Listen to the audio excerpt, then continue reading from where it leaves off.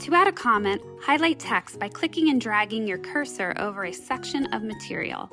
You can also use the figure annotation tool to either click to drop a map pin anywhere on the page, or click and drag to create a rectangular highlight anywhere on the page.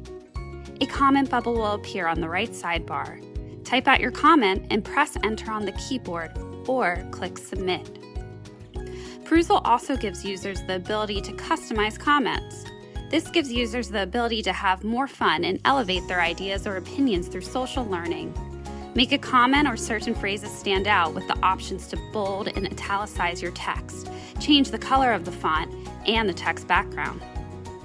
You can also create a list to sort ideas by selecting the numbered or bulleted list icons. If you want, you can select Insert Math to enter mathematical expressions or LaTeX code with our mathematical keyboard. If you want to directly quote the material, select the quote icon. This can help you be specific with what your comment is directly referencing. If you want to quote another student and highlight their comment, you can also click on Quote This in My Reply. When submitting a comment, notify a specific person or group of people by using the @ symbol to tag users.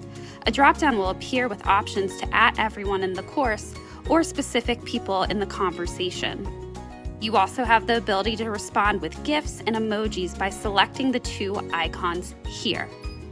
This is great to use if words don't exactly convey the tone of your comment. It also lightens up the mood.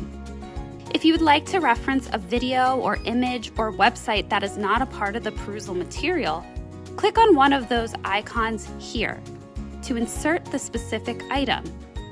This is great to use if you are comparing the assigned material to another source, providing deeper information on certain key components of the assignment, and so forth.